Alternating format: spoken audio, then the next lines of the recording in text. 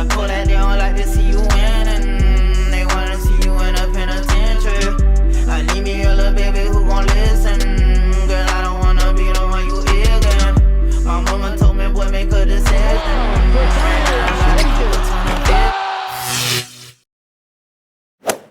Welcome back, everybody, to another episode of the Clutch Talk podcast / YouTube / We Do It All.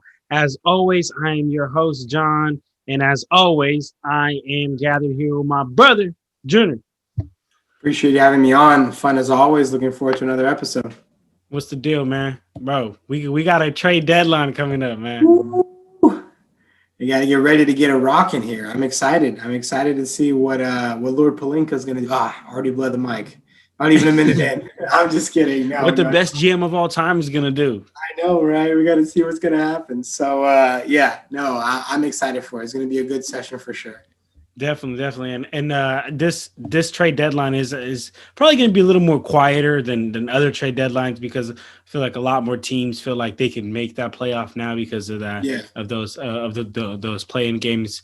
But basically, you know, what we're going to do today is we're just going to talk about some of those trade deadline rumors. You know, we got the trade deadline coming up on Thursday, March 25th. So we're just going to, you know, sit here and talk about, you know, some key players that may be traded. We're going to talk about possible predictions of who can be traded, what contending teams, what moves they should make, and just kind of go back and forth freestyle. So I hope everybody out there is ready, man. I hope you guys go ahead and drop some down in the comments. Let us know what trade rumor is your favorite. What team do you want to see make a move this trade before this trade deadline, and what player do you want to see move, man? Go ahead and let us know that in the comments.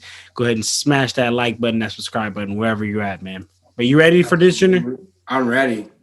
So, you know, let's go ahead and jump into this. So I just got a couple of topics I want to talk to you about, Junior. So first thing is, like, just how I just mentioned, the quiet market this season. You know, last season and prior seasons, it's, you know, every trade deadline, like right before, like minutes before the trade deadline, you see like 12 trades just go on. That's boom, when boom, they boom, happen. boom. Yeah. That's what that's when they happen. Right. But, you know, because of the play-in games and because other teams are going to have a chance to fight for that final spot, a lot more teams are just like, you know what, I'm just rocking with what we got. And if we got to trade, we'll just trade next season. Yeah, I think you're going to have like the 12 seed teams that would usually be like, we're not getting 8th. Now saying, all we got to do is get 10th, you know, and try to make a push for those roster bolstering moves. And you also have contenders too, like the Bucks, like what they did with PJ Tucker, right? Like they're contenders.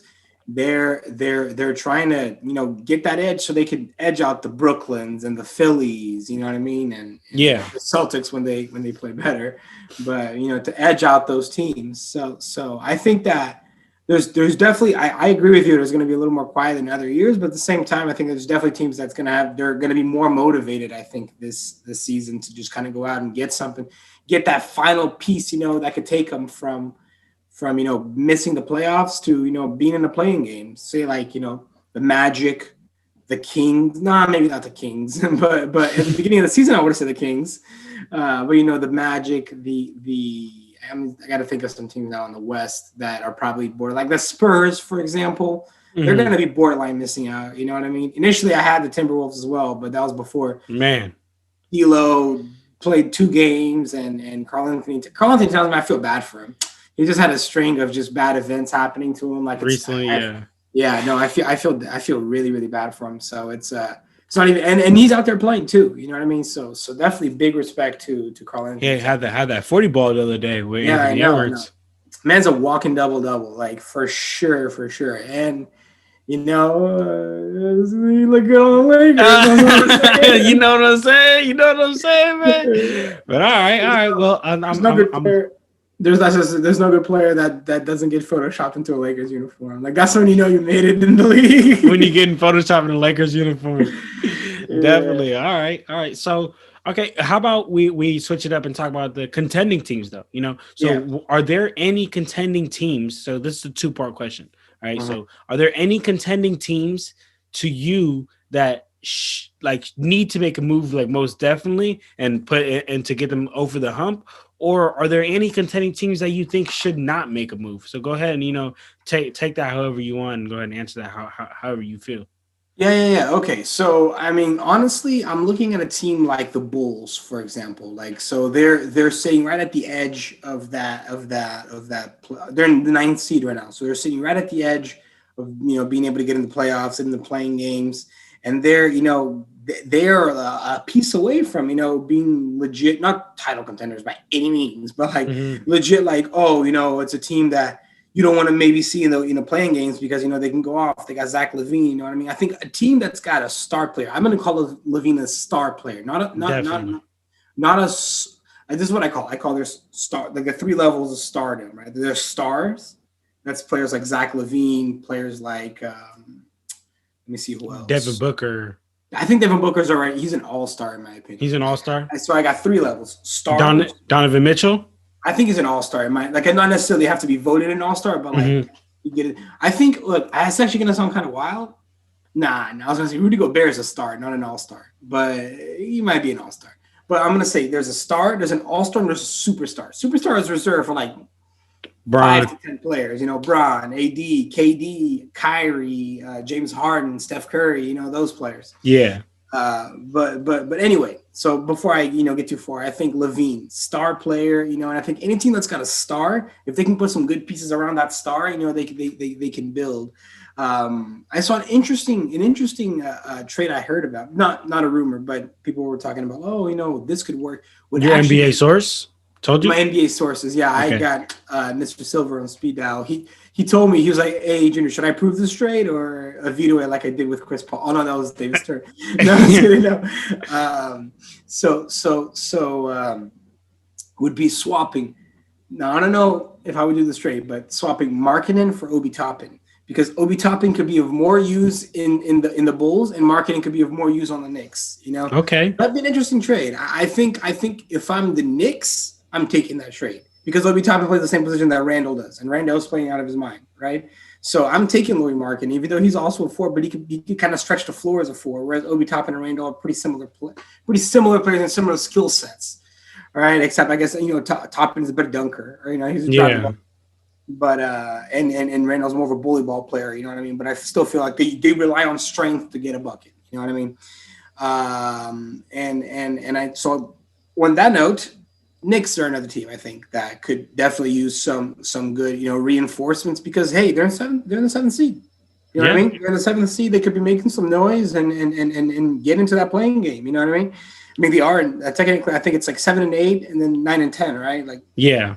Like 7 plays 10 and 8 plays 9. I think something like that. So Yeah, it's 7 through 10, and that actually is a real interesting point that you bring up about those teams in that 7 through 10 area of being able to maybe actually be aggressive this trade deadline and get a piece to put them in that 1 through 6 area. Because right now, if they're in that they're in that 7 through 8, if they get another solid piece, then maybe that puts them in the 1 through 6. So I definitely like how you bring that up, and I think that's a great point.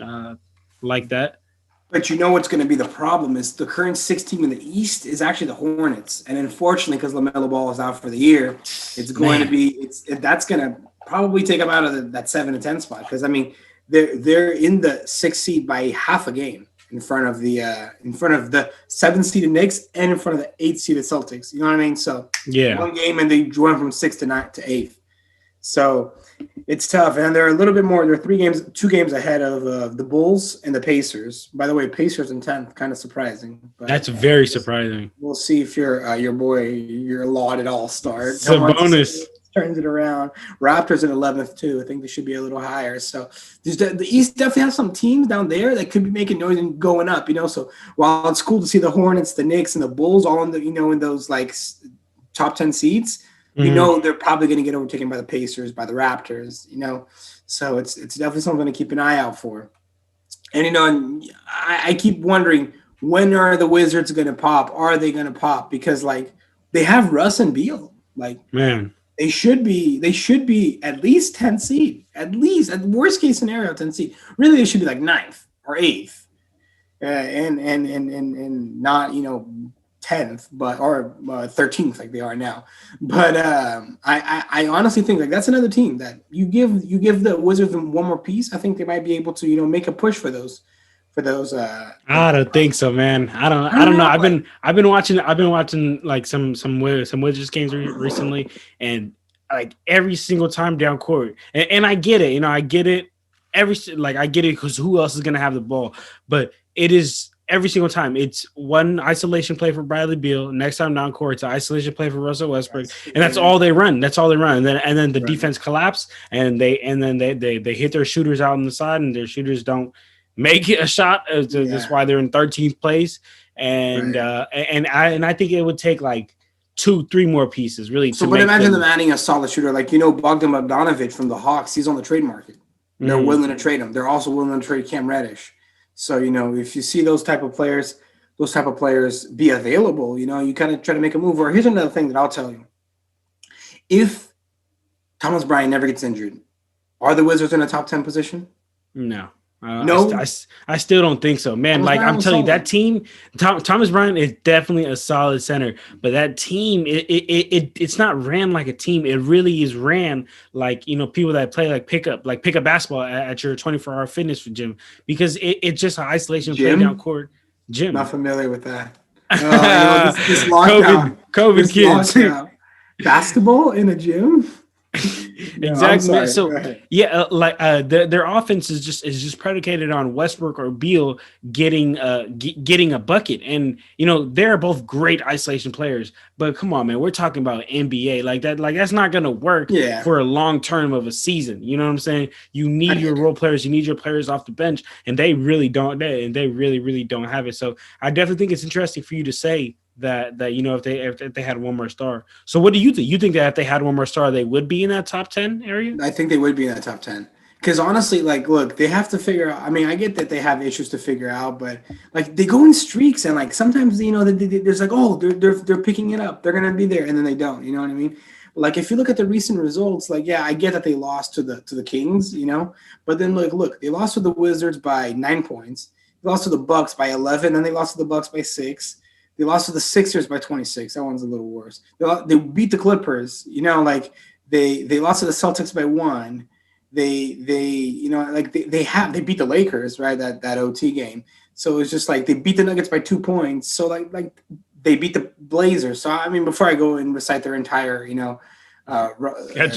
schedule, they have shown that they can get it done. It's just a matter of kind of being able to string that together. Like they don't have momentum, and imagine what a streaky shooter could do for them, or somebody who Russ and Russell Westbrook and Beal can drive and kick the ball to or something. And that could make a difference for them. I think definitely. But all right, so let's go ahead and move on to this next topic here that I want to ask you about, and let's go Eastern Conference first, then Western Conference. Is there any title contending, not playoff contending, title contending teams that should not make a move, should just sit, should just let this trade deadline go by and not trade nobody, not bring anyone in? What do you think? So talk to me about the East first, and then talk to me about the West. Okay, so let's see. So who I think first, let's look at the overall question. What are the title contending teams in the East? And to me, there's only 3. Sixers, Bucks, Nets. Should the Bucks make a move? Should the Nets make a move? Absolutely, they should. Absolutely. They need a big. So they're out of the question. So now it's 2. Okay. Should the Bucks make a move? It's tough. On a buyout, well, let's exclude buyout market. Let's say trades only, because buyout, everybody can buy out. That's great. Yeah. You're adding for free. So should the Bucks make a move? And I'm going to go ahead and say they did make a move with PJ Tucker. I'd say leave it as is. There's nothing else to move on the Bucks, right? I mean, there's always it's a tough question to answer, because like, what if Bradley Beal's like, I want to trade, I'm out. You know what I mean? Yeah. Like Aaron Gordon demanded a trade. Like Bucks maybe can't use him that much, but the Sixers can. You know what I mean? But let's just say regular trades. You know what I mean? So I'm going to say, should the Bucks make a move? I'll say no more moves to the Bucks. They've made the moves they need to make. I think they're as good as it's going to get as far as players who are available to trade. Again, if you can get your hands on Aaron Gordon, you get your hands on Aaron Gordon. But let's just say they don't. Let's just say it's going to be trading for role players. So no. And the Sixers, I would say also no, because I think they have a good a good foundation. Maybe they can go out and get a solid starting shooting guard. You know what I mean? Because Seth Curry doesn't really start, and Danny Green is not the Danny Green he used to be in San Antonio and in Toronto. So I'd say maybe the Sixers could be making a move. But then again, who's going to come from a trade, that the team that's willing to trade him and be a shooting guard? You know what I mean? For a starting shooting guard. So it's tough. So I guess to not give a cop-out answer, but should the teams make moves? Yes. Will they? I think not. I think that especially a team like the Sixers, I actually will say the Sixers no. Okay, because they're 30-13. Mm-hmm. They're a good team. Don't mess with what's not broken. If it ain't broke, don't fix it. Exactly. But I do have an exception to that, and we'll get to that on the West. So I'll tell you when we get there. But I'll say no on the Sixers, yes on the Nets, no on the Bucks. As far as do you need to make a move? What do you think? I agree with you, man. I think that the Sixers need to just sit, man. You know, if it ain't broke, don't fix it. The Nets desperately need a center. You know, I don't really understand this Blake Griffin move. Like, I'm not saying it's negative, but Blake Griffin isn't what he used to be. Blake Griffin isn't a big man. Like, Blake Griffin is not going to guard Anthony Davis. No, nobody's going to guard Anthony Davis. But I'm just saying, like, Blake Griffin isn't really what they needed. They really needed more of an Andre Drummond, like a real big man. So it's still a possibility for them, unfortunately. Which is scary. So they needed a real big man, which I don't really understand why they got Blake Griffin. But he was free. He was free, but still not what they need. Like, I hope that's not their final move. You know, I hope that that Sean Marks is working something up. You know. Yeah. No. Go ahead. And as far as the Bucks, I actually don't think the Bucks should make a move as well. I agree with you on that. I don't think the Bucks should make a move because they're at a place where, you know, it's just like how you mentioned. If they add another star player, like if they added a Bradley Beal, you know, of course, any team on both the East and the West will take Bradley Beal. You know, any team will take a scorer, a player like Bradley Beal. But the thing is will he fit into your system? And I don't know, with half the season already gone by, if you add Bradley Beal into that Bucks team, everyone's gonna know their role. You know, and not everyone's gonna know their role. And everyone knows for you to win a championship, everybody's got to know their role, know what you do, and be good at it. Be great in your role. And I don't know if Bradley Beal went to the Bucks if that would happen. So. My answer is Sixers no and Bucks no as well. Okay, so we agree on the answers. Now, what about the West? Who do you guys? So for the Western Conference, I think the only team that really should not make a move would be the Jazz. To be honest with you, I think the Jazz will be the only team that really should not make a move because, again, if it ain't broke, don't fix it. You know. So you think the Jazz are title contenders?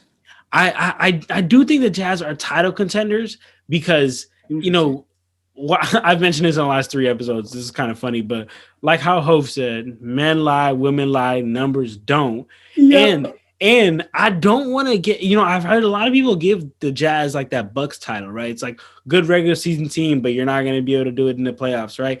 But I you know, and I don't want to get in that title just yet because I haven't seen that they can't do it in the playoffs. You know, I haven't seen they can't do it in the playoffs. We've seen D Mitch what he did last year in the playoffs. You know what I'm saying? Like, yes, I understand he lost, but we've seen what he did on them 50-point games.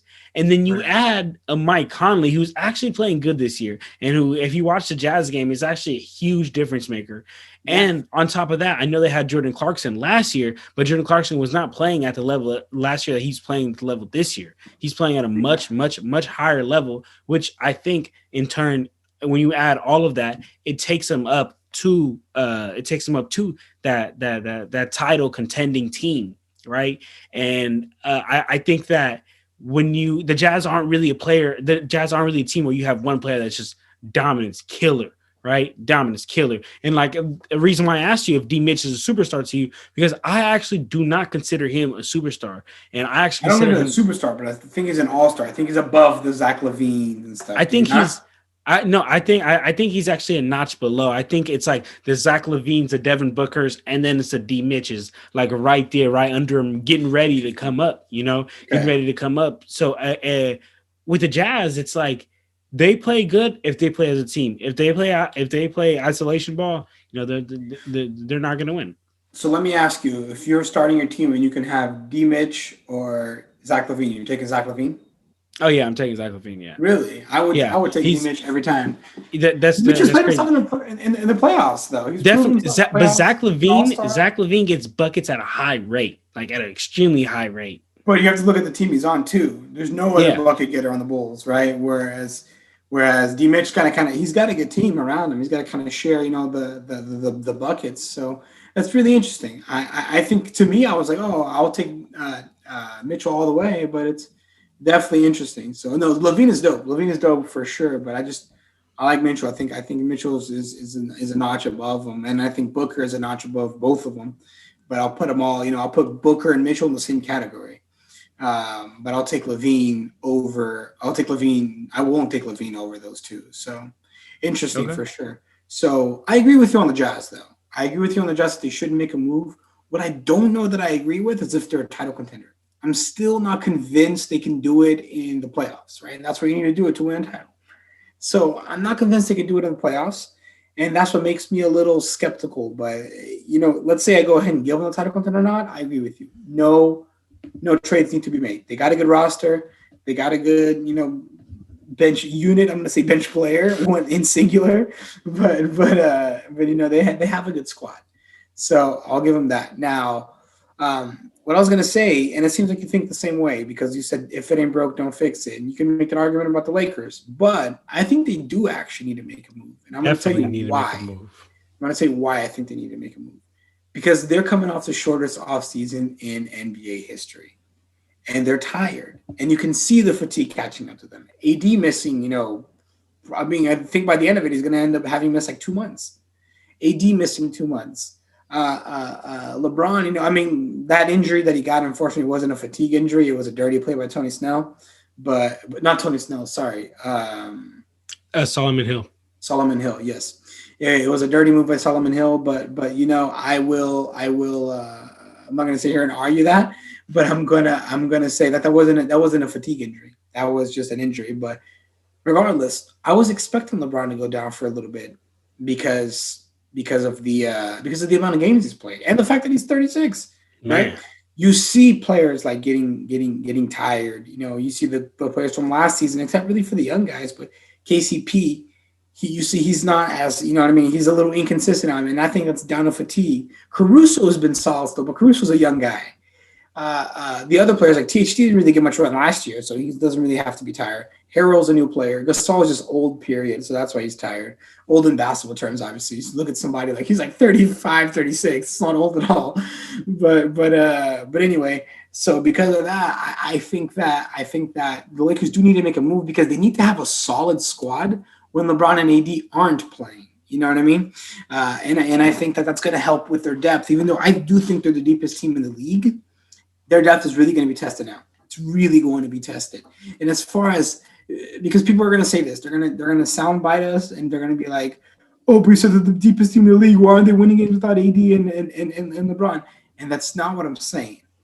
It's not just like, "Oh, you're the deepest team in the league, so your bench is as good as your starting five." That's not how it works. Depth means that your bench complements your starting five well, not that they replace your starting five. Right? Definitely. And I think people need to understand that because most people don't. So no, I don't expect LeBron because LeBron and AD are going to be out probably for the next, just like both of them out, like not just LeBron. Like 2 LeBron months. will be out for a while.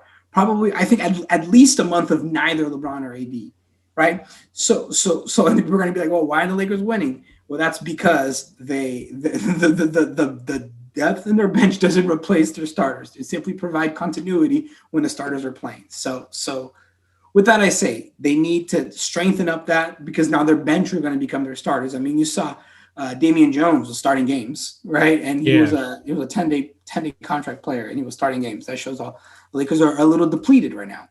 So I think they need to make a move for a starting player, whether that's obviously I'm going to say Bradley Beal, but I don't think he's available. I don't know about making a move for Aaron Gordon. Aaron Gordon was actually trying it, so I don't know if you heard, but he requested a trade, and he almost went to the Rockets. But he was like, I don't want to go to the Rockets. I want to go to a contender, right? Yeah. So the Lakers fit that contender role, but I don't think it'd be a good move to go for him because he plays the 4, which is where AD wants to play. AD can play the 5, but he wants to play the 4.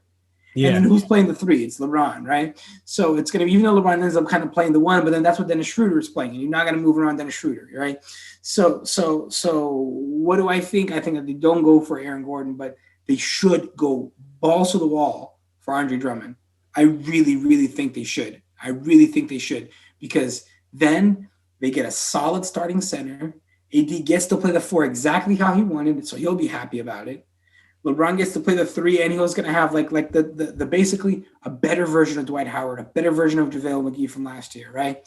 And I really want to see them bring back Damian Jones to be a center coming off the bench, because unfortunately, Marc Gasol isn't working out, and I said it from the beginning. I don't know what they were expecting to get with Marc Gasol. He's not athletic. He wasn't going to be Dwight or the JaVale, right?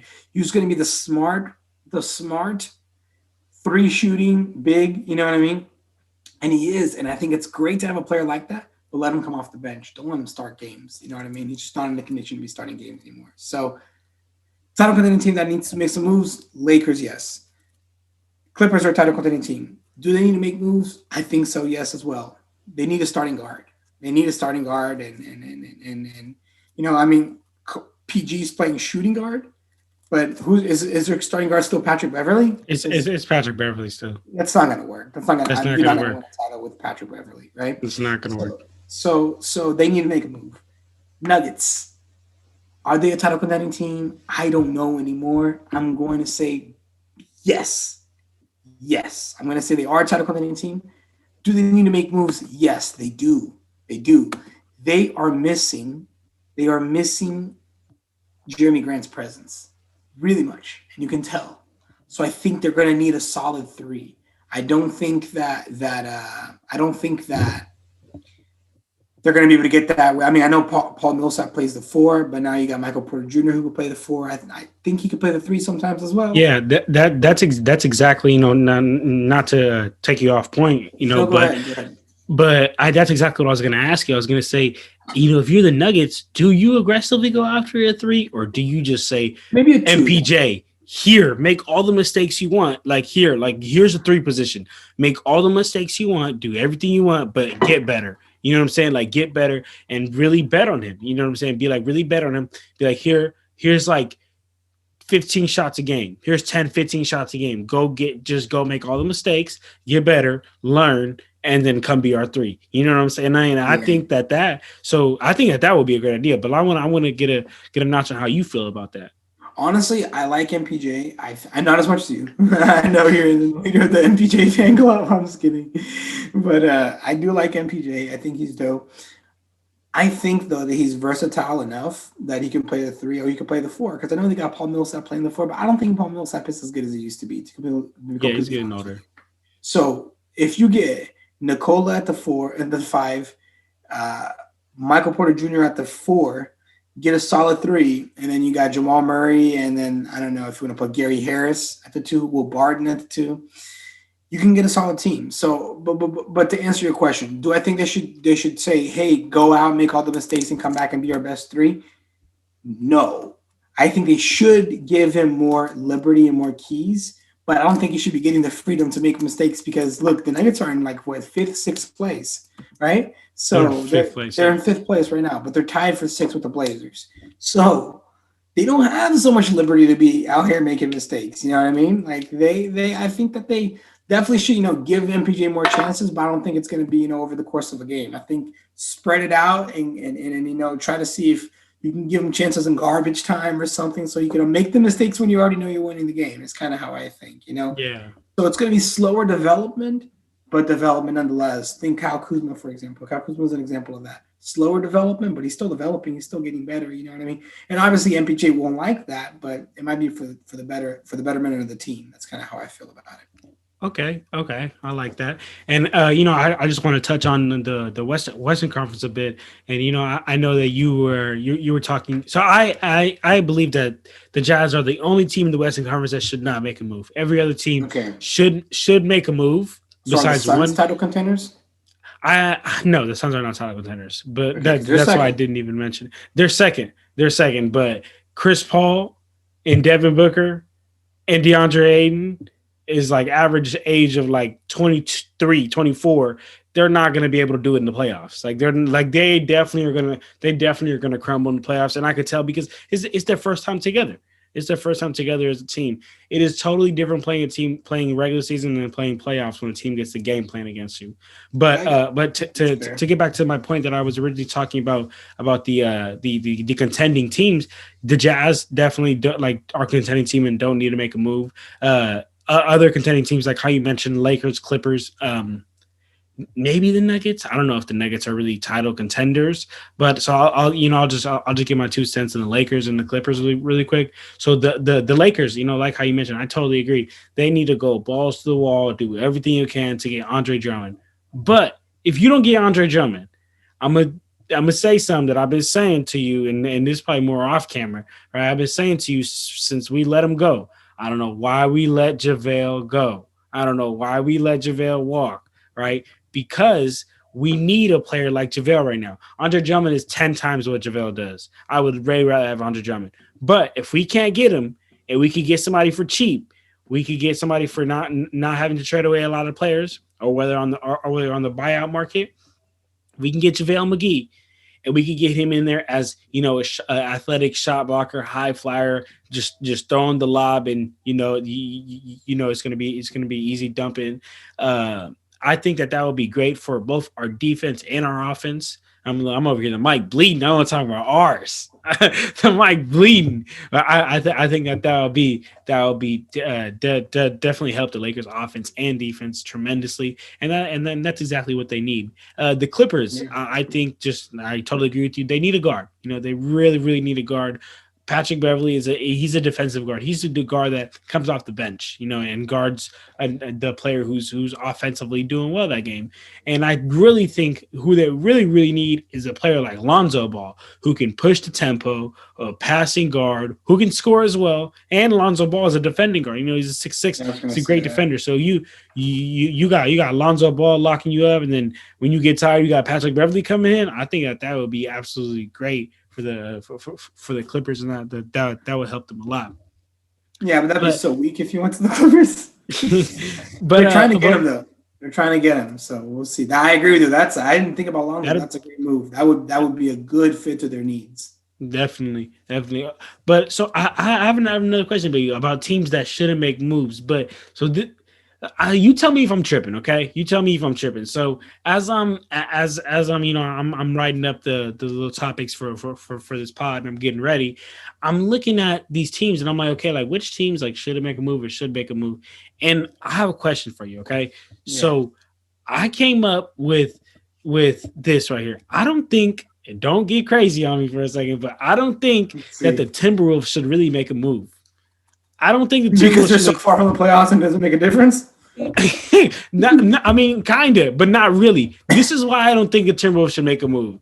They have a solid team, actually. They have a solid team, it's insane how they're not doing so well. Exactly, they have a solid team with Cat. He plans like this. He's gonna be a Hall of Famer eventually. D'Angelo Russell, if he just has to get back to playing. Once he gets back to playing, we know what he can do. Even if he does what he was doing when he was on the Warriors, and we're okay with that. But where I'm really banking on my money is that aggressive Rookie of the Year, Anthony Edwards. You think he's Rookie of the Year?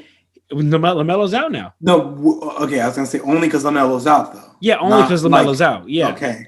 Only because LaMelo's out, man. Hey, you should know that. We did a Rookie of the Year episode. I know, but I had Tyrese Halliburton in second. That's what I would have given Rookie of the Year too. Oh, you would have gave it over. You had him in second too. You were watching your episode.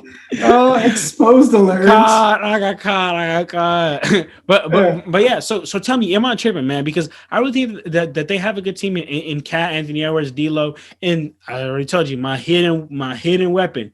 My dark horse on that team is Malik Beasley, man. He is raw. He is definitely raw. I'm telling you, 20 points per game. But go ahead, talk to me. Am I tripping? You're not tripping. You are not tripping. I agree with you. It's the changes that need to come over there are coaching changes, I think, because like they have the squad that they should be much better than last in the West. They should be much better than last in the West. So I genuinely think that the Timberwolves could probably honestly look. They're better than the Rockets, they're better than the Kings, better than the Thunder, Damn. borderline the Pelicans. So I think That's they definitely crazy. should. They have a better squad than the Grizzlies. On paper, they have a better squad than the Grizzlies. Definitely. They have So, on they have a I better was squad about than to the Spurs, actually, on paper. And the Spurs are in 7th place on paper. That's I think so. crazy. That's So crazy. there's no reason they should be going out that low. So I agree with you. No, they shouldn't make a move. Again, unless it's a fantastic deal that opens up. But the thing that maybe that could make a move is they really have 3 good guards: Edwards, Russell, and Beasley. There's 3 good guards. Maybe they could let go of one and trade it for a really solid 4, for example, somebody to pair up with Karl Anthony Towns. Or they don't really have any good forwards, right? It's just Edwards is a guard, Cat is a center, Russell's a guard, Rubio, if you want to even call him good, he's a guard. Beasley's a guard, right? Like, when do you actually start seeing a good forward? Josh Okogie, because he's kind of explosive, he's a guard too. I don't think they actually have any forwards. So it's a team just of guards and centers. So I genuinely think that if they were to make a move, that would actually be it. Let go of either Edwards, Russell, or Beasley, right? And get yourself a solid guard. Like, for example, imagine, look, I like D'Lo, don't get me wrong, but the man's never available. And he's got good trade value right now. Maybe trade him. Maybe trade him and get a solid guard. For example, what if they can package D'Angelo Russell on a deal for Aaron Gordon? Do you think they get better? I think they get better. Get rid of D'Lo? I do think they get better, and just give the keys to Anthony Edwards and Malik Beasley. But what happens to Karl Anthony Towns? I mean, he's like 24, 25. Like, No. That's still his team. I mean, and the guard position. Because now, D'Lo got the keys to the guard position. He holds that down. When he plays, though. He doesn't even play that often. I mean, I need to see how many games he's played this season, but I genuinely think that if you could get rid of D'Angelo Russell because you have Anthony Edwards. Again, Anthony Edwards is not better than D'Angelo Russell right now, but he's first of all, he's on a rookie deal. It's not getting paid because I think D'Lo's on a max contract for his tier of player. So he's on a rookie deal, and he's more available than D'Angelo Russell. You know what I mean? So I think that pass D'Angelo Russell onto a team that can handle that contract. Because look, he's played 20 out of the 40 plus games. He's played less than half the games this season. So I think that now, again, not saying he's lazy. He's not, like, he had surgery, right? So it's just like, it's not like he's just chilling, load managing or anything. Yeah, but unfortunately, like, a player's injury proneness is part of their player report card. Look at Kristaps Porzingis, for example. He's really good when he plays, but he doesn't play much. But he's really good when he plays. I mean, he's a walking like 25 and 13 player. Kristaps Porzingis when he's healthy, right? Definitely. He's like 7'2", 7'1", and he can shoot the lights out. Just shoot the lights out. So it's just like, think about how would you not want that? The league is about shooting, and the league is about height, right? Because he's got all of it. Basketball's always going to be about height. So you're tall and you can shoot. Like, you know what I mean? Like, you got it. You got it. And yet he got traded from the Knicks. And now the Mavericks are shopping him around. You know what I mean? Yeah. So it's just like injury proneness does come into effect. So you look at it. You look at a player like D'Angelo Russell. Maybe you trade him. You trade him before his value goes down more for a player who's more available and can play more. Maybe a forward, because that's what they need. Okay. So let's move on to another unicorn then. Let's talk about another unicorn in the league. Should the Magic blow it up? And if they blow it up, should they keep my guy with the hardest name in the league, Nikola Vucevic? Should they keep him on the team? Because he's got trade value, bro. He's like a 25-11 guy. He's an all-star. He's got a lot of trade value. So if you really want to blow this up, you could blow this up nice. Just do on some like Celtics and Nets trade type stuff. Just get a bunch of picks. Celtics? OKC. Just get hell. No, you remember when the Celtics did that trade with the Nets for Kevin Garnett, Paul Pierce, and they just got like a bunch of picks. So do you think that the Magic should just blow it up? And if they blow it up, do they keep Vooch? He's got trade value. What do you think they do? Look, honestly, I will tell you this. Vucevic is 30 years old right now. Okay. Mm-hmm. So if I was Magic, what I would do is I would blow it up, but I would keep Vucevic. I would rebuild around Vucevic and try to go from there. and try to go from there because he's solid. He's 30. He's not like 35. He's not young in NBA age, but he's also not very old. Most players actually hit their prime around 30.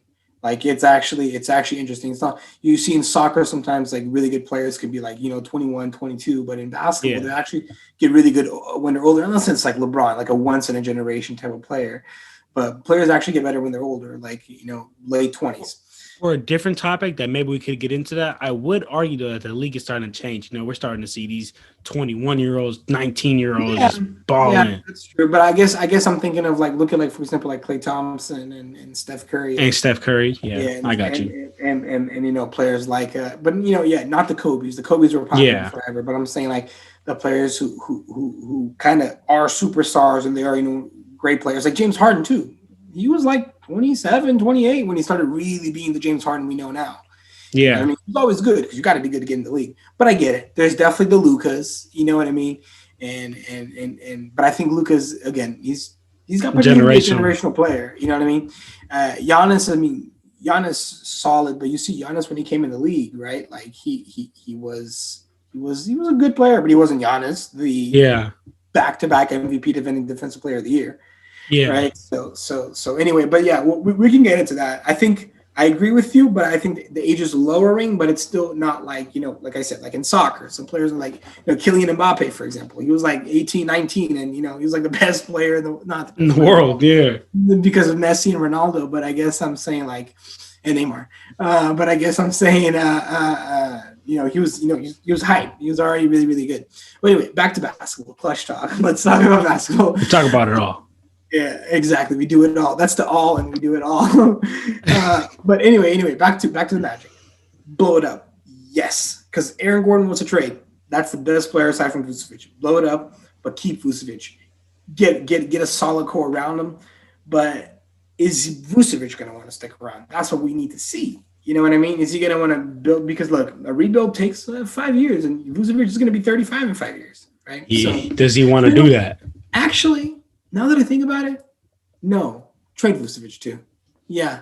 I think I talked that one out and kind of convinced myself, trade Vucevic. Because, he's going to be 35 by the time they even get contending. He probably won't be as good. Get the trade value you can now so you can rebuild faster. If they're going to rebuild, though. But okay. Do they need to rebuild? Like, do you think so? I mean, I guess I think they need to. I think they definitely need to rebuild. And they're 5 games out of the 10th seed. I agree. I think that they definitely need to rebuild, and I think they need to just blow it up with everything. Get as many picks as you can. Get as many young players as you can for Vucevic. Get as many players as you can for Terrence Ross. Let's remember they have Terrence Ross. It's like 6th man of the year candidate, right? You could get trade value for him. You could get trade value for Vooch. You could get trade value for Eric Gordon. And when you put all those together, you could definitely just stack yourself, for the future. Because like how you said, if your best player is 30, you just said your best player is 30. You're not going to wait 5 years. You don't got 5 years to wait. And I think Vooch needs to take his career into his own hands and say, hey, man, I've done so much for you guys. Get me out of here, Right. So who do you think that, where do you think Vucevic can go? Where do you think would be a good destination for him and a good destination for the Magic to send him where they can get good return on their value? Is it like OKC? Is it, what is it?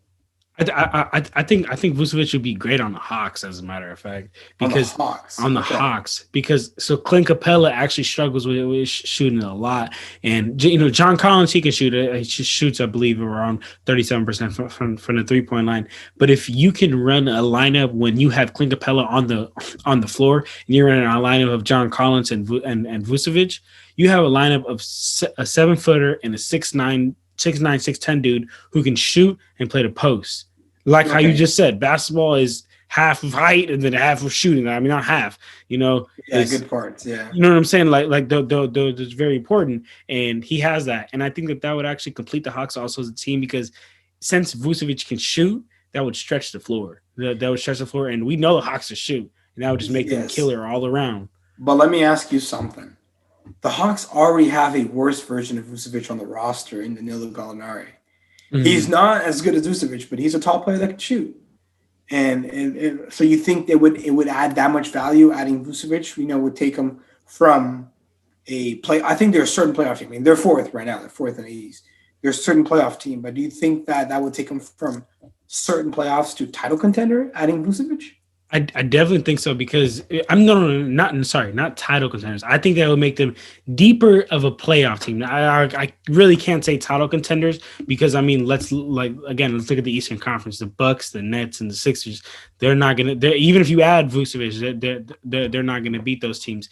But the reason why I think that it makes them so much better of a title contender is Vuce is averaging 25 and 11, and Danilo Gallinari is averaging 13 and 4.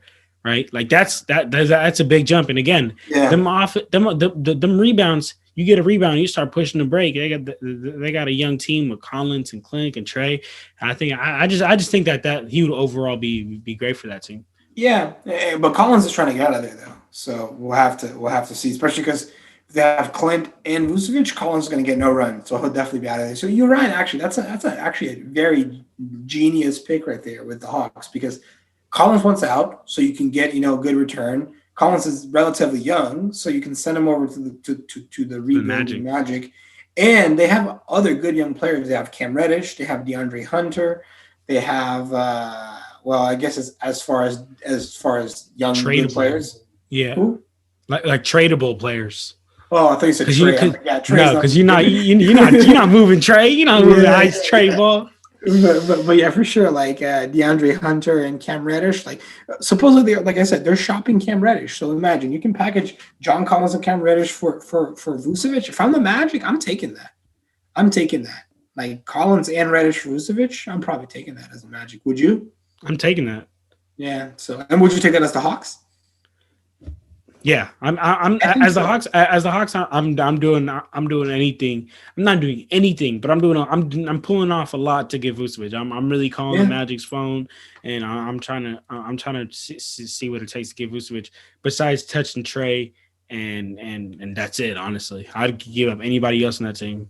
Yeah, because I mean, Collins wants out. They're looking to move Reddish anyway, so it satisfies everybody. They seem to be done with Reddish. And Collins, just if he doesn't get traded, he'll probably demand a trade, and then he'll start sitting out. I mean, I don't think he's quite the caliber of player that could just be sitting out games and stuff. Yeah, you want to sit out? Let me show you the G League. Show you out the league. yeah, it's a little different. He's definitely solid, but I mean, to sit out, you gotta be like right up here. So we'll definitely see. But that's a real good pick. I would not have thought of the Hawks, but that's absolutely a great pick for Vucevic. So okay, good shot. So there's a lot of teams that are actually underachieving this season, and I would say that none other better at underachieving than the Boston Celtics this year. And they have a great team. They have an absolute great team, great roster, and they're in the 6th seed at 21-21. So my question to you, my brother, is: Do you think they need to make a move or sit down for this trade deadline? Sit down or make a move because they have a solid team. So do you risk making that team better and trading away some players and bringing on bringing on some other players, of course? Or do you just say, we're just having a bad season, COVID is doing a lot, let's just sit down and get this going again for next season? First, let me ask you, who is tradable on that team, in your opinion? Who is tradable? Let me pull up the whole Celtics roster. Not Jason Tatum, not Jaylen Brown. Right. Daniel Tice. Daniel Tice he's tradable. Kemba Walker is tradable. Tristan Thompson. Really? Kemba Walker is tradable. So I agree with you, but I think they're actually going to. Sorry. I'm going to tell you why I don't think he's going to be a good idea to trade. But finish. No, that was really a Tristan. Everyone else on the team is tradable, honestly, besides Jason Tatum and Jaylen Brown, to be honest with you. And I know it's going to sound crazy, but the other player that I would try not to, I wouldn't say he's untradeable, but I would definitely try not to trade Marcus Smart. Smart brings such valuable minutes to that team. So I will tell you this. I will tell you, Kemba Walker, I don't think is a good player to trade, because you're not going to get good value for him for what he's been playing. Here's how I think about it. Do you remember when you were over and I showed you that I had like FIFA 08, NBA 03 and stuff like that? And you're like, I know where you're going with this. Yeah. And I said, well, here's the thing. I could sell it to GameStop for $5 And $5 won't make a difference in my life. But maybe one day when I want to play, a throwback game, I'll have the game available. And this is exactly what I'm thinking with Kemba Walker. You're not going to get much return from him because he's not being consistent. Great analogy. He's not. Thank you, but he's not really being consistent. But sometimes you'll get a vintage Kemba Walker game, and it's better to have 10 of these vintage Kemba Walker games a season than to trade him for pennies and just get consistent games from whoever you can trade him for. So I don't think Kemba Walker is tradable. Not that he's a non-tradable piece, like, oh, you can't, you know what I mean? You keep him at all costs. It's not that. It's just like he's not worth trading anymore. For what you're going to get back, he's not worth trading anymore. And you can get – because he's had a couple of games where he showed up. He looked like vintage Kemba. You know what I mean? Like, so I think you keep Kemba. Unfortunately, that does take minutes away from Marcus Smart. So unless you get a great deal for Kemba, you don't trade him. So I'm sorry, I did divert. So go back to your question. You're asking who I think they should blow up, or if I think they should blow up, or who they should trade for. Not blow up, but should they make a move with this trade deadline coming up, or should they just sit on their team? Look, it's tough because they have the roster to be doing better. They really do. They're just not being able to get out of it. And I don't know what it is, but honestly, I'll tell you this. I think it would be very good for them if they could get a solid center. Imagine if they can get in the buyout game with Andre Drummond, they're looking pretty nice.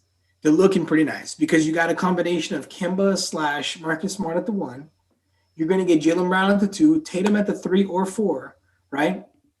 And then let's say you put Tatum at the 3, you put Tristan Thompson at the 4, and you can get Andre Drummond at the 5. I think they should be going after a big right now, whether it's a 5 or a 4, and you can kind of flip-flop Tristan Thompson off the bench. I think they're making a move, in my opinion. Yeah, I like that. I agree. I think that the Celtics – I think that the Celtics need a center, and that's actually what I was going to ask you, because you said that you gave that absolute great analogy of the games, right? Of like it's not worth $5, but it's when I do play it, it's like, okay, this was really cool. And again, with Kemba Walker, now we're trading him because he's a star. He could be he could be a superstar when he plays up to that level, but he doesn't do it all the time. But when he does, you still have it, right? So my question to you is, if you're the Jazz and the Celtics come up to you and say, Kemba Walker, anybody else besides Jaylen Brown and Jason Tatum for Rudy Gobert, what do you say? Wait, the Jazz are offering to take Kemba Walker? No, the Celtics. The Celtics call the Jazz. Well, okay. Yeah, the Celtics call the Jazz and say, and let's say you're the Jazz, and the Celtics are like, hey, Kemba Walker and anybody else on this team, and except Jason Tatum and Jaylen Brown. What do you do? As the Jazz, I'm not giving them Rudy Gobert. I'm not giving them Rudy Gobert because I don't think they have enough value to give me back without those two players.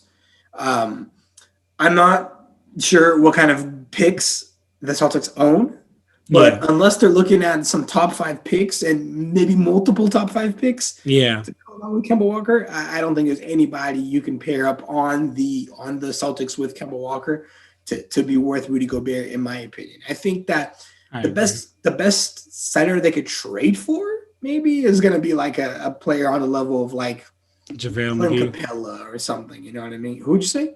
JaVale McGee. Oh, I think they could probably do better than JaVale McGee, but I think I think Clint Capella is a better player than JaVale McGee, in my opinion. They're different types of centers, but I think that they could go as high as a Clint Capella. You know what I mean? Like, for example, if you go to the Hawks and you say, well, the problem is that you can't give the Hawks Kemba Walker because they have guards. They have Trae Young. They have Rajon Rondo coming back and teaching them. You know what I mean? So it's tough. The Hawks are just not a good trade partner. But think about, can you do something with the Magic? Can they go after Aaron Gordon? That'd be nice. I think Aaron Gordon would be very good for them. Aaron Gordon at the 4 and then Tristan Thompson at the 5. That looks good. You know what I mean? I think that's a solid team. I don't know, or slot Tatum to the 4. Get yourself a really solid 3. You know what I mean? Go after. Think about, what if they go after like a Lauri Markkanen? That's a solid player too. That's very solid. That's another unicorn. Yeah, like go after a Lauri Markkanen. You know what I mean? But I honestly think they should be making a push for a big man. You know what I mean? Make a push for a big man, whoever they can get their hands on, because I think that would help them a lot in the situation, in the season that they're in. And then you have, solid backup. Daniel Tice can give you some solid minutes off the bench. Taco Fall, I mean, he puts his hand He's up in tall. an inbound play. He puts his hand up in an inbound play that gets sent over his head. That play against the Raptors, where Anunoby hit that corner three. But anyway, yeah, I think they're moving for big. I think that's what I would do if I was the Celtics. Sorry, if I was just kidding. No. If I was the Celtics, I think that's what I would do. I just couldn't say that sentence right.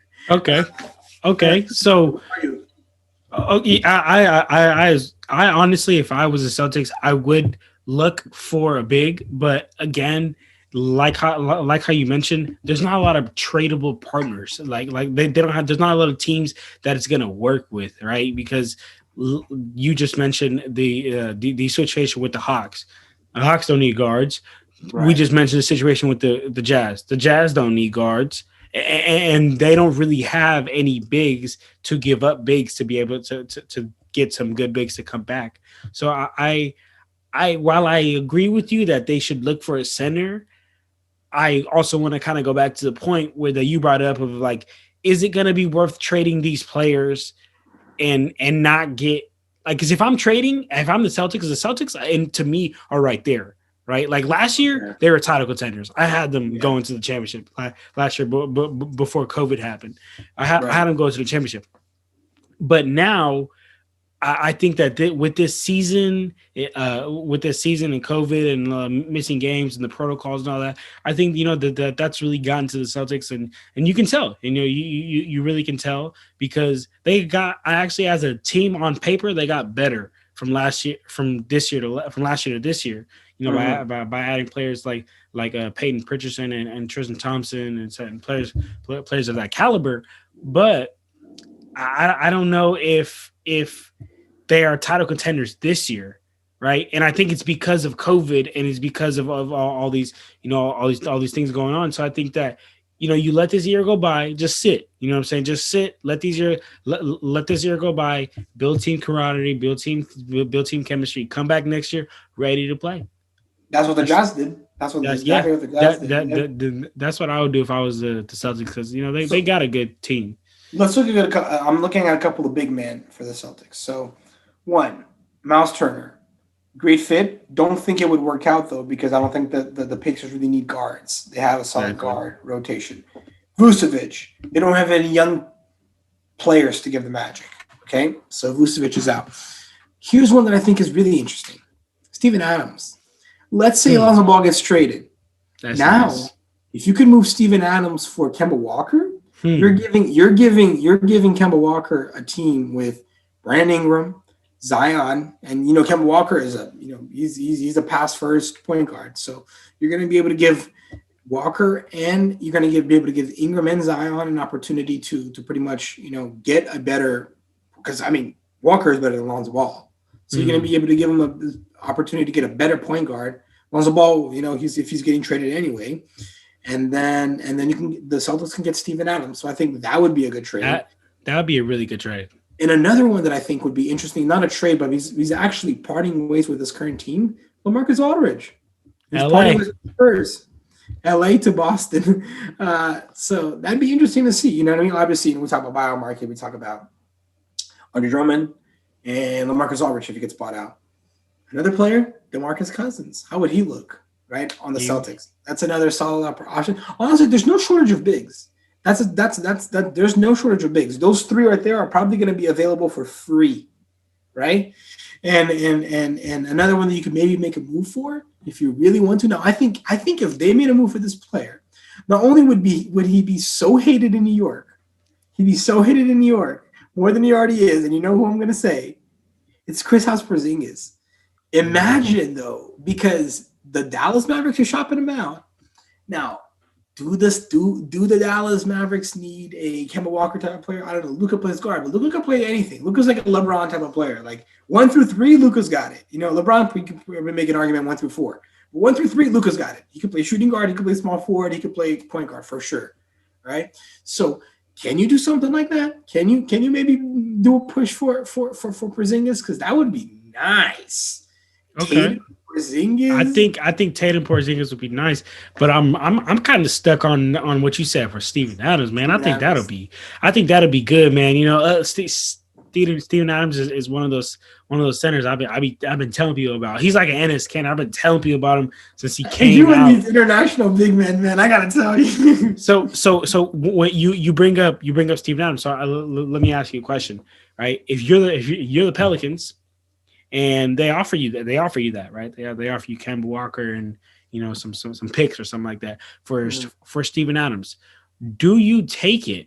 Because if I'm the Pelicans, I don't take it because I really, really like that combination of Lonzo Ball, who the ultimate core vision, and Zion Williamson. I really, really like that core. What if Ball's gone? What if they trade Lonzo Ball? Then what? Like, what if they trade Lonzo Ball? No, I know. That's what. But I'm saying, do you trade Lonzo Ball? Oh, I don't. Absolutely, I don't trade Lonzo. That's what I'm saying. Like, I don't trade Lonzo Ball for nothing, right? Like, I don't trade Lonzo Ball because, well, not for nothing. I get what you're saying. But because of his impact.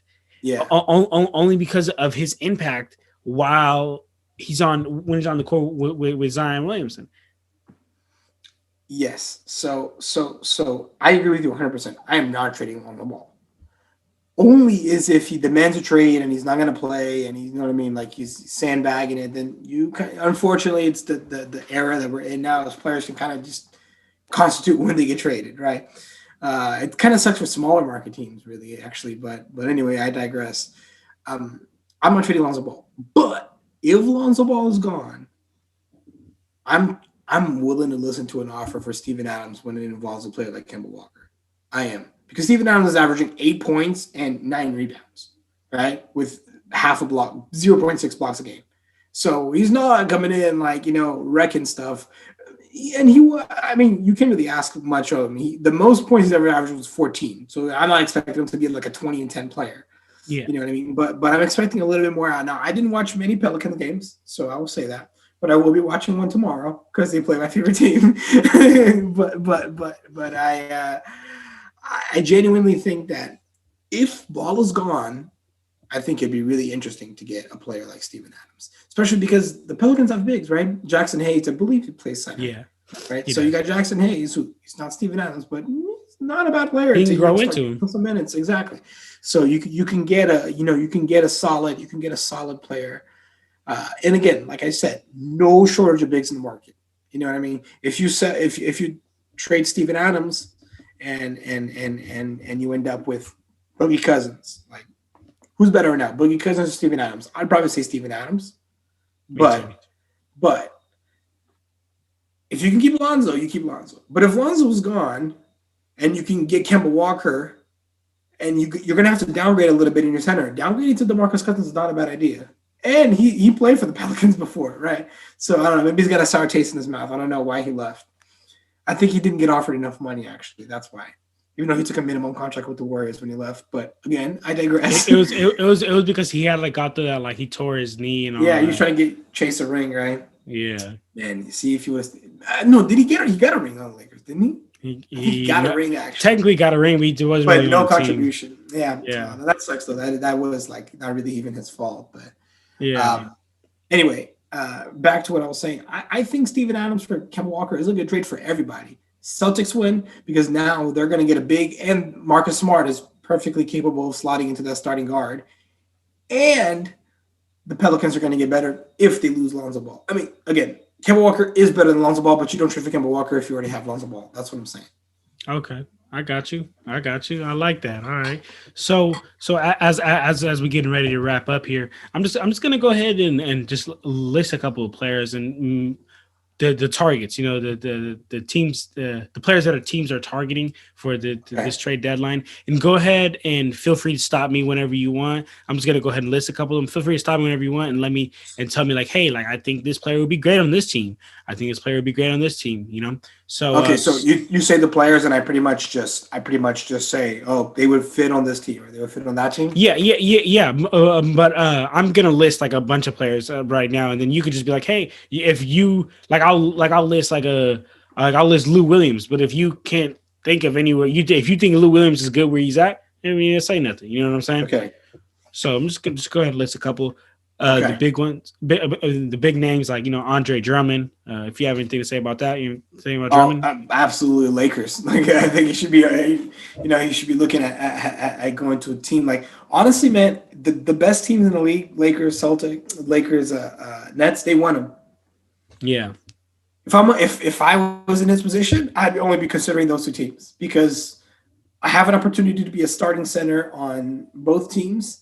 And they're title contending teams that I'd immediately make better. So I'm only considering those two teams if I'm Andre Drummond. But as a matter of fact, if he doesn't pick those two teams, it's actually going to be really funny because he left Pistons as soon as the Pistons started to get kind of good to go to the Cavs that had like 5 centers already. So he'll definitely be a questionable decision maker if he doesn't go to those teams. No, for sure. It's definitely we'll see what happens with Andre Drummond, but absolutely, I think Andre Drummond could be a good fit on the Lakers and on the Celtics and on the Nets, but also the Celtics too because he's a big. But I just don't think the Celtics are title contenders. Okay, yeah, I agree. Me too. So for another big player, on the buyout market is LaMarcus Aldridge. I think that he actually would be a great fit on the Lakers. Actually, as a matter of fact, I'm not even trying to let the mic bleed. I'm just being genuine. I think he would be a great piece onto the Lakers. And what I wanted to ask you, because everybody knows, you're the Laker guru. Who do you think would be better for the Lakers? For this trade deadline, do we bring on Andre Drummond or Marcus Aldridge? Because those are both great players. Drummond, would you rather take Drummond? Absolutely. Well, Marcus Aldridge is 35. I get that he's got a wet jumper, but so does Marcus All. We have a jumper center. You know what I mean? What we need is a physical center. We're missing that with Gasol. I mean, Gasol gets this much off the ground when he jumps. You know what I mean?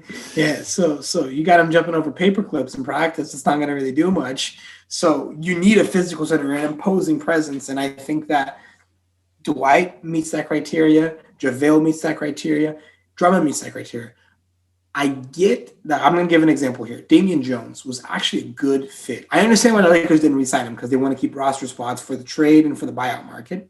So I get why, but he was actually a good fit. If he's still available, I think the Lakers should seriously consider looking at him because he was literally like a young JaVale, right? I mean, yeah, he was just bouncing just every time, right? And that's what you need. That's what you need on this Lakers team. That lob team that Lakers are much less of. Who else is a great lob threat? Oh, I don't know, Anthony Davis, right? So imagine being able to have a lob threat when Anthony Davis is on the bench. All right. And I think that Damian Jones is a great pickup for whoever picks him up. Like I genuinely think that. And I think the Lakers should seriously consider picking him up after, they finalize their moves, but they have 2 roster spots. If they get Drummond, are they really going to get another center? You know what I mean? They're probably looking at getting a guard, probably looking at getting a forward. So we'll have to see. But anyway, I think that LaMarcus Aldridge would be good on the same teams that Andre Drummond would be good for. So Celtics, Lakers, Nets. I think any of those teams.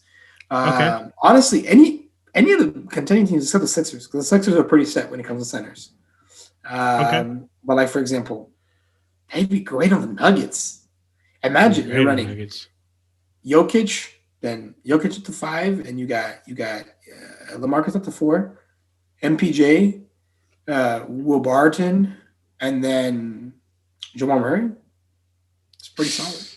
Or if you want to move Jamal to the 2 and start Monte Morris, you know what I mean? I mean, Monte Morris is okay, but you don't even need that great of a 5th player when you got those 4. So I think Nuggets are another team that could really take advantage of a good power forward. Okay. Like Aaron Gordon. Yeah, exactly. Next, so we got Aaron Gordon next. I know you just mentioned a couple of teams. We got Kyle Lowry. I don't know if you got a couple good fits for him. Killer Kyle Lowry. Let's think of a good fit for him. I got a real good for him. Tell me. I think he would be really good on the Miami Heat. I've heard that the Heat have a lot of interest in pursuing him before this trade deadline. So before the 25th, I would not be surprised if we seen Kyle Lowry in a Heat uniform. And the biggest reason why I think it's gonna happen is because he understands that he's getting older. He understands that the Raptors are not title contenders anymore, and he wants to go to a team that is title contenders. And I feel like he can put the Heat maybe not over the hump, but he can put him to the hump. Because I don't think that he would stand a chance against Nets, Bucks, or Sixers in a 7-game series. So I ask you, who does the Raptors demand in return for Kyle Lowry? And who are you comfortable giving up for Kyle Lowry as the Heat? Because they got a couple point guards. They got Tyler Hero, they got Goran Dragic, they got Avery Bradley, they got Kendrick Nunn. That's like 4 point guards right there. You know what I mean? So I mean, I guess Bradley could play the 2 a little bit, but that's 4 point guards right there. Like who are you giving up as the Heat, and who do you demand as the Raptors? If I'm the Raptors, I'm demanding. If I'm the Raptors, at first I'm trying. You know what I'm saying? You got to try first. So I'm going to try to demand players like Duncan Robinson, a Tyler Hero. But I'm guessing that the Heat are not going to go for that. They're not going to let those young players walk for Kyle Lowry. So in reality, if we try that and it didn't work, I think that the Raptors end up pursuing players like Goran Dragic, who's actually still a great option. I know he's a bit older. Players like Trevor Ariza, I know he's also a bit older, but a great 3-and-D player and a great And they even trade him? Didn't they just get him? Yeah, they just got him. But most importantly, who I'm really going after if I'm the Toronto Raptors are these 2 players. No, are these 2 players, Precious Achiuwa and Avery Bradley. Okay. I'm going after Precious Achiuwa strong. Why Avery Bradley?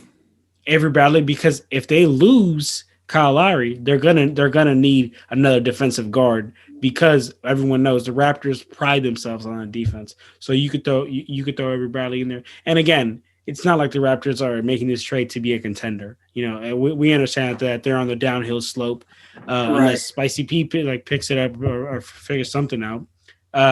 So I think that if you lose if you lose Kyle Lowry, you get a player like Avery Bradley back, your defense doesn't take it that much of a hit. Right. That's a solid pick for sure. Miami's a real good pick. Okay. How do you feel about, I know we already spoke a little bit about Lonzo Ball and JaVale McGee. You have any Lonzo Ball? I think, like you said, I think he'd be great on the Clippers, but I like his setup on the Pelicans, and I'd prefer for him to stay on the Pelicans. Not just because it's the Clippers, but just I think that, they got a good young team that could be really popping in a couple of years. And I'm going to tell you something. I'm not saying this from my inside sources have not told me this, but from the looks of it, I wouldn't bet money that Kawhi Leonard stays with the Clippers. I'm not saying he won't. I'm not saying he's resigning. I'm not saying he's definitely leaving. I'm just saying I wouldn't bet money. He's a mysterious guy. He doesn't express much emotion, but when he does, he expects this pleasure with his teammates and with the Clippers. So I'm wondering, does he resign? My guess is probably yes, but I'm not ready to bet money on that. I'm not ready to say he absolutely resigns or he absolutely leaves. So you got to watch, because what's the Clippers without Kawhi Leonard, right? I mean, Paul George is not getting it done by himself. Right. So then at that point, he probably knows that. I'm not even bagging on Paul George. You got to be a different level of player to be able to get it done by yourself. Yeah. Right? Like that's really, especially today, where now there's not even there's less super teams now, except for the Nets. Really, it's more like duos now, but it's many duos. So not like 2 duos, 3 duos. It's like almost every team has a duo. 10 teams, a duo at least. Right. So you really can't be getting it done by yourself. So I'm not even bagging on Paul George. It's just a reality, and he probably knows that. So I'm thinking, if Paul George knows that, does he leave the Clippers? And then what? Lonzo Ball is going to be stuck on the rebuilding Clippers back to what they used to be. So if I'm Lonzo Ball, I'm looking really carefully, and I'm not Lonzo Ball. So, but I'd recommend that he does is look very carefully and see if the Clippers are a good long-term solution. The Clippers are much, much better than the Pelicans now, but is it worth for 1 year, 2 years maybe? I mean, I think Kawhi Leonard's contract's up at the end of the year. He already has the option to leave, and then he has a player option. So really, he could leave at the end of this year, and then if he does it and picks up a player option, he could leave at the end of next year.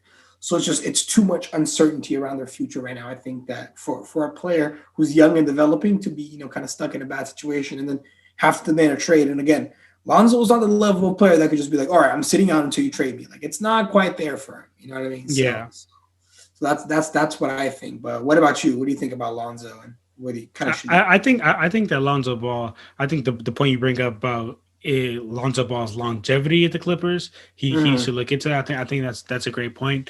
But when you look at it and you say where does Lonzo Ball best fit, I don't think there's a team in the league that is better than the Clippers. They need a player of his caliber. He could be great for them, and what he could bring to them is a lot. On defensive end, the core, they need the defense. They don't need the D. They need the core vision, but they'll take the defense. They'll take the scoring. They'll take the fact that he's a 6'6" point guard. Yeah. So I definitely think that the Clippers would be good for him. I heard some rumors about the Warriors, but I don't think that'll be work out because they have. I don't know why they keep getting guards. Why take the ball out of Curry's hand? Like why you unless that would not be there for much longer. No, I'm kidding. And Steph Curry is the Warriors. So I don't understand why they keep getting guards. They keep getting guards and they have like a top 3. Even if you don't like him, you got to admit he's a top 3 shooting point guard of all time, right? Maybe I think he's like top 3 for sure. Most people, but at least the biggest of haters, at least have to admit he's top 5, right? So you know what I mean? Like, why do they keep getting guards, bro? They have a great guard. Yeah, why take the ball out of his hand? Just leave it in his hand. And then guess what they got at the 2? Klay Thompson. It's like, bro, just get some forwards or something. You know what I mean? Yeah. So I definitely feel like I don't know about Lonzo Ball going to the Warriors, but that would make too much sense.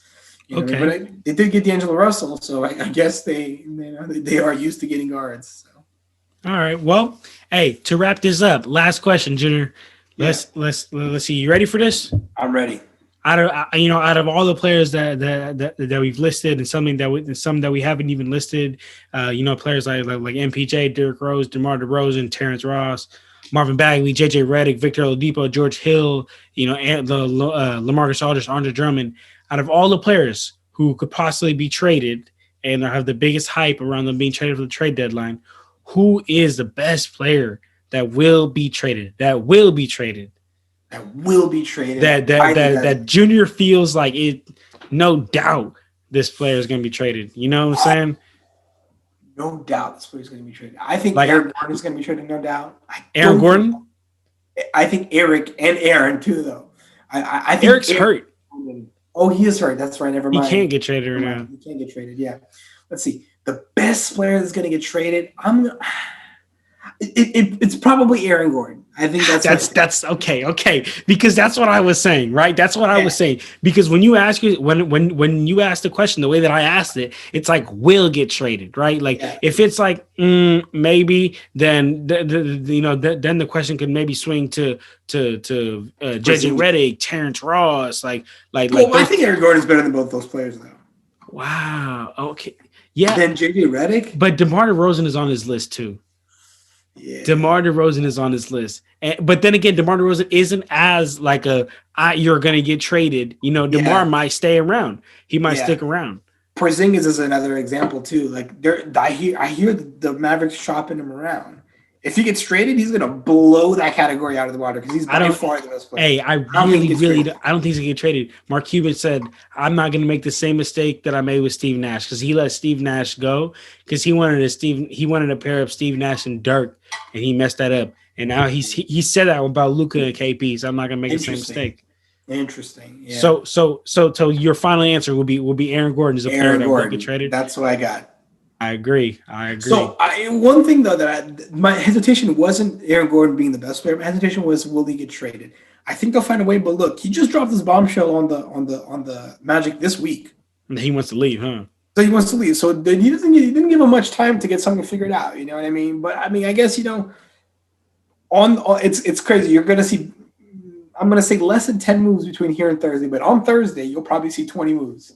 For real. So if you're desperate, then you're like, all right, take the whole team.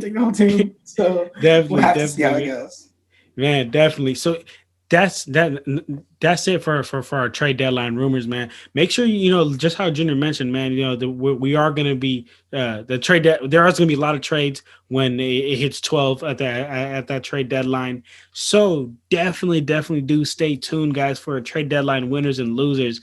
Junior, I'm excited to do that one because I really want to see the trades that are going to happen, and we're going to see, man, who won and who lost. So everybody, make sure you stay tuned, man. Stay tuned for that for that episode. That episode's coming real soon. We'll be dropping that most likely Friday or Saturday. So stay tuned for that. That'll be a real good episode. Junior, thank you for coming on, my brother. I like this. This is fun. This is a little freestyle. Having me on. Yeah, no, I really like that one as well. I really like that one. And not to end on a sad note or anything, but on basketball related news, really heard about the news of Elgin Baylor's passing, and it's man, rest his soul. I read an interesting article that I hadn't seen, unfortunately, but it was actually the then Lakers owner mentioned that if Elgin Baylor wouldn't have come to the Lakers probably would have gone bankrupt because they wouldn't have had anybody to kind of support the team. It was a little different back then, in the 50s.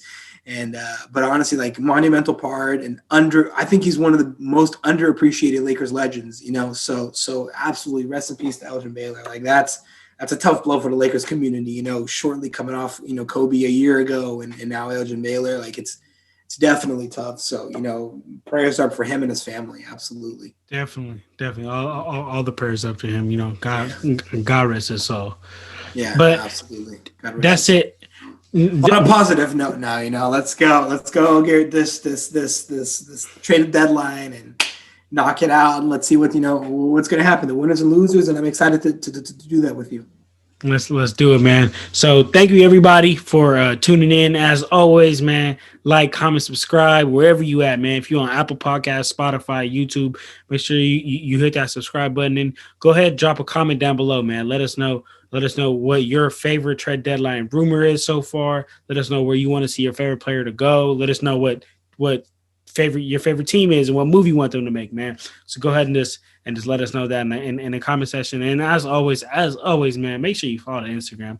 I'm gonna put the Clutch Talk Instagram right here for you guys, man. Make sure you guys go follow that. That's where we drop all episode updates. That's where we drop NBA trivia polls, and you know what I'm saying. That's where we just have some basketball fun, man. So absolutely. So that's it, man. Stay tuned for this trade deadline winners and losers episode, because we coming back soon, man. We come back soon real hard. So that's it, man. Junior, thank you, my brother. Appreciate you having me on. Fun as always. Peace. All right, y'all. We out of here, y'all. Clutch Talk out.